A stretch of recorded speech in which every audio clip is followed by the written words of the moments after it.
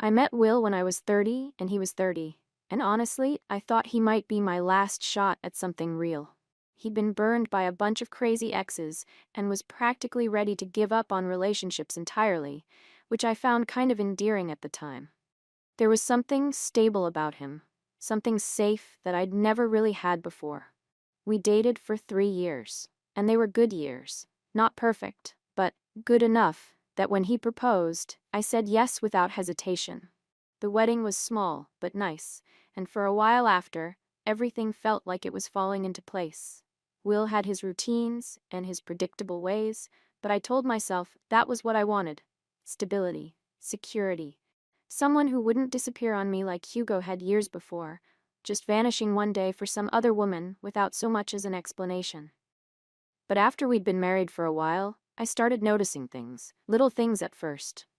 How Will would chew his cereal like a cow every morning, making these disgusting, crunching sounds while scrolling through his phone with that blank expression. How he'd gotten comfortable, maybe too comfortable. Like he thought marriage meant he didn't have to try anymore.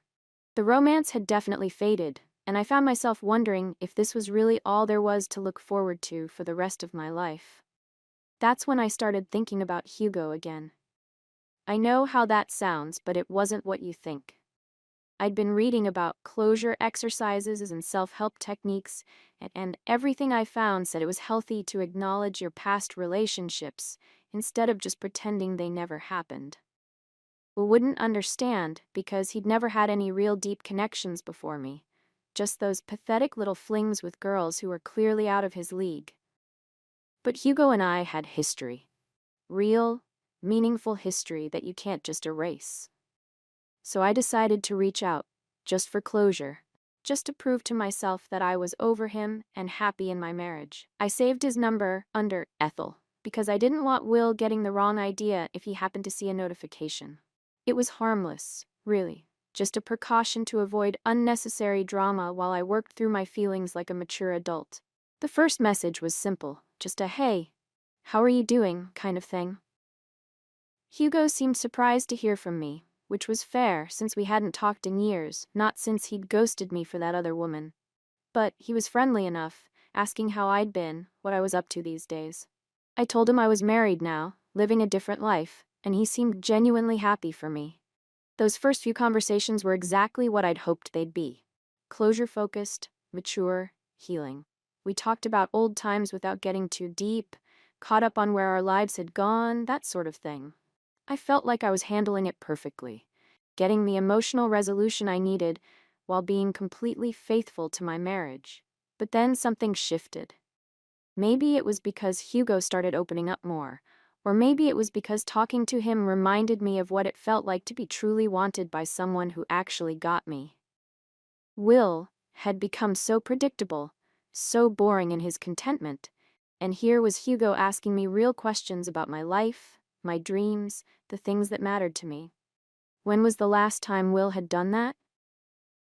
I started looking forward to Hugo's messages more than I probably should have. He'd text me during the day while Will was at work, and I'd find myself rushing to respond, crafting careful replies that walked the line between friendly and something else. I told myself it was still just closure work, just exploring feelings that I needed to process, but if I'm being honest, it was more than that. The conversations got more personal. Hugo started talking about his body, about working out, about how he'd changed since we were together.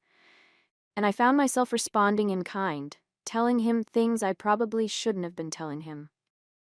About how marriage wasn't quite what I'd expected, how Will and I had been drifting apart lately, how sometimes I missed the excitement of not knowing what would happen next.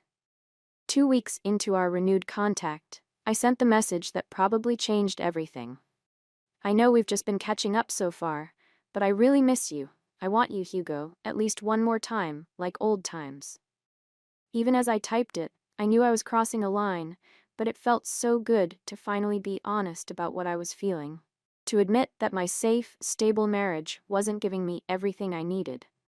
Hugo's response wasn't what I expected. Instead of jumping at the chance, like he would have years ago, he seemed hesitant. I pushed a little more, asking if his body was still as hot as it used to be, telling him how hard it was for me to forget about it. I explained that Will and I were having problems, that we were drifting apart, and it was only a matter of time before things ended anyway. I wasn't lying. We really had been growing distant, and this whole situation was just proof that our marriage wasn't as solid as we'd pretended it was. But Hugo kept hesitating, asking questions that were starting to annoy me. "Aren't you married?" he finally texted, and I could practically hear the judgment in his voice. Like he was some kind of saint now, like he hadn't been the one to disappear on me all those years ago without any explanation. I was in the garden the next afternoon, trying to clear my head and figure out how to handle Hugo's sudden attack of conscience, when Will came outside with this look on his face. Not angry exactly, but serious in a way that made my stomach drop. "What did you see?" I asked, because obviously something had happened. "I think we should talk." Will just stared at me for a minute, then said he'd seen everything and would love for me to explain myself. My mind immediately went to damage control mode. How much had he actually seen? Was he bluffing? Will had always been kind of slow on the uptake, so maybe I could still salvage this situation if I played it right. But as he started reading my messages back to me, word for word, I realized he wasn't bluffing at all. He had screenshots, everything, the entire conversation thread laid out like evidence in a trial. I tried to deny some of it, tried to explain that he was misunderstanding the context, but he just kept reading. My own words, coming out of his mouth, sounding so much worse than they had when I'd written them. "But I didn't cheat on you in the end," I said, because that was the important thing, right? I hadn't actually done anything physical. It was just words, just fantasy, just me working through some complicated emotions that any therapist would tell you were completely normal. Will looked at me like I was insane. "You only didn't do it because I caught you," he said. And something in his voice told me this wasn't going to be one of those fights where we yelled at each other and then made up in bed later.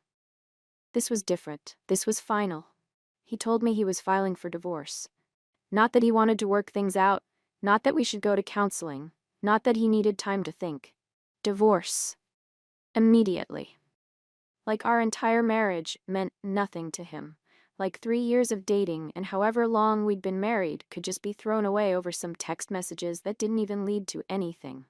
I tried to explain about the closure exercise, about how this was actually healthy behavior that meant I was committed to our marriage, but Will wasn't listening. He'd already made up his mind, probably the second he saw Hugo's name on my phone. His jealousy and insecurity were finally showing their true colors, and apparently his fragile ego couldn't handle the fact that I had a past, that other men had actually wanted me. The next few days were a blur of lawyers and legal papers, and Will acting like a complete stranger. He hired some hotshot attorney and had divorce papers served so fast it made my head spin. I had to pack my things and move out the same day, with Will watching me like I was a criminal who might steal something. The man I'd married, who'd promised to love me through better or worse, was treating me like I'd committed murder over some private conversations. But the worst part was what he did next. Will sent screenshots of my messages to everyone, my parents, my sister Maya, my friends, his family, mutual acquaintances, everyone. Like some vindictive teenager who couldn't handle being dumped, he aired our private business to the entire world. My own family started looking at me like I was the villain in this story, like I'd done something unforgivable instead of just having some human feelings that didn't revolve around Will 24 hours a day. My friend Lexi couldn't even believe it when she saw the messages. "You were begging Hugo?" she asked, like that was the most shocking part of the whole thing. "Hugo? Who ghosted you for that other girl?" Even she didn't understand that this wasn't about Hugo specifically. It was about feeling alive again, feeling wanted by someone who actually paid attention to me. The divorce proceedings dragged on for months. My lawyer tried to get me alimony, which was only fair considering I'd rearranged my entire life around this marriage. But Will's attorney was apparently some kind of shark who made my guy look like an amateur. Every time we went to court, I felt like I was being punished for having normal human emotions, for wanting something more than Will's boring, predictable version of love. In the end, I got nothing. No alimony, barely any of the furniture even though I'd helped pick most of it out, and Will got to keep the apartment we'd shared, like I'd never even lived there.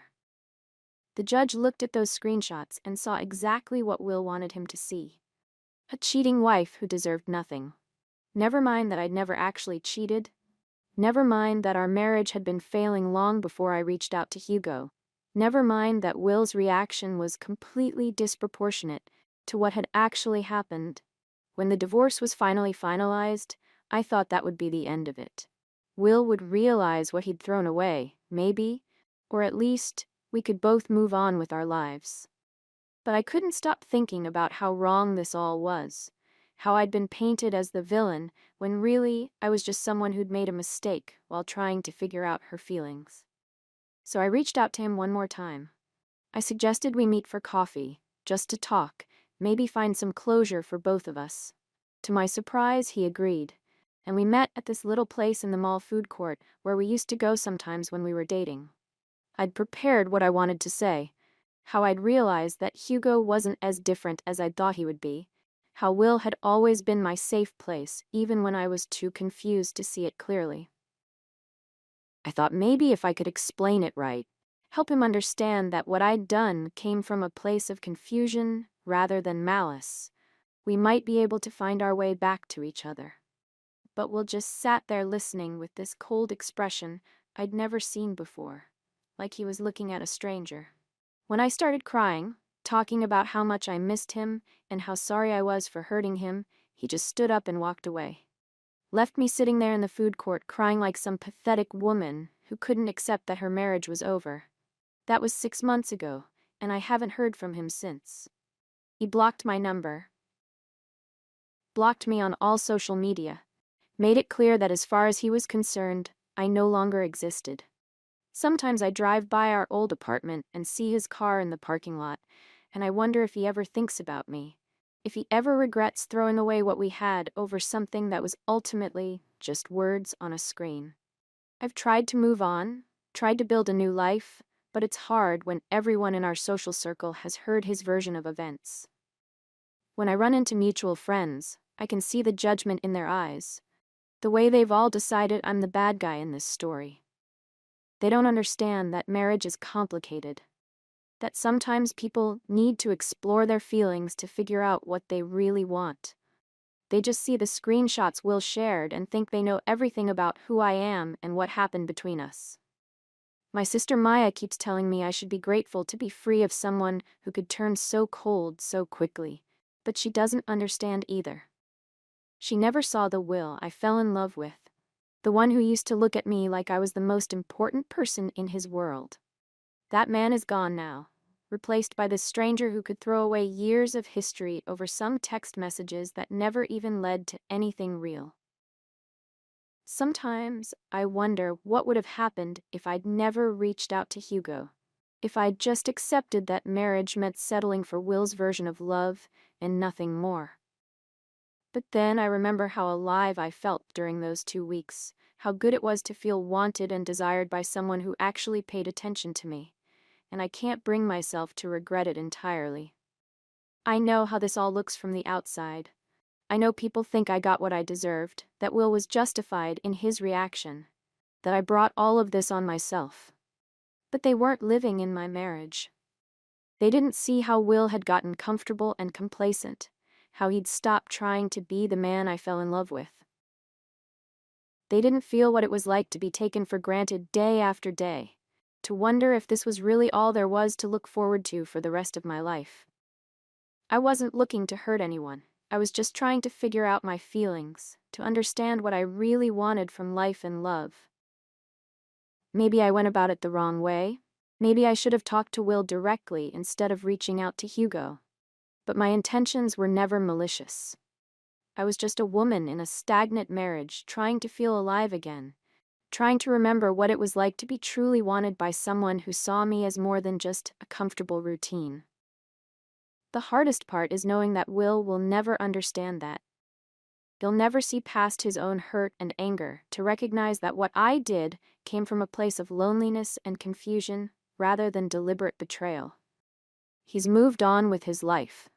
probably telling himself he's better off without me, while I'm still here trying to make sense of how everything fell apart so quickly. I've started therapy, finally, working with someone who actually understands that relationships are complex, and that people sometimes make mistakes while trying to navigate their feelings. She's helping me see that I wasn't entirely wrong to want more from my marriage, even if I went about it the wrong way. It's validating to have someone acknowledge that Will's reaction was extreme, that completely destroying someone's life over text messages shows a lack of compassion and understanding that maybe I'm better off without. But late at night, when I'm alone in my new apartment that feels nothing like home, I still miss him. I miss the life we built together, even if it wasn't perfect. I miss having someone to share my days with, someone who knew my routines and my preferences and my dreams. I miss feeling like I belonged somewhere, like I was part of something bigger than just myself. I know I'll never get that back with Will. His pride won't let him admit that maybe he overreacted.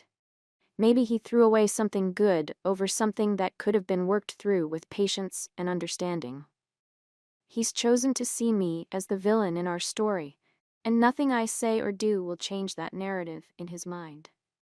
So I'm learning to live with being the bad guy in someone else's story, learning to build a new life from the pieces of the old one. It's not the life I planned or the one I thought I wanted. But maybe that's okay. Maybe this is just what happens sometimes. People grow apart, make mistakes, hurt each other in ways that can't be undone. Maybe the best I can do is learn from what happened and try to do better next time. If there is a next time. The only thing I know for sure is that I can't keep looking back, can't keep wondering what might have been if I'd made different choices. Will has made his decision about who I am and what I'm worth, and I have to accept that and find a way to move forward without him. Even if part of me will always wonder if the man I married is still in there somewhere, buried under all that anger and hurt, missing me the way I miss him, but too proud to admit it.